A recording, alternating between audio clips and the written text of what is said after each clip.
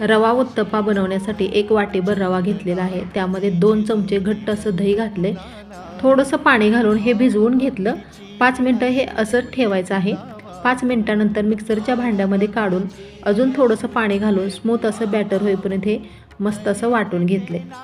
थोडंसं चवीनुसार मीठ, खाण्याचा सोडा घालून चांगलं हे मिक्स करून घेतल्यानंतर पॅनमध्ये तेल घालून छान असे आपणाला हे रवा उत्तप्पे बनवून घ्यायचे।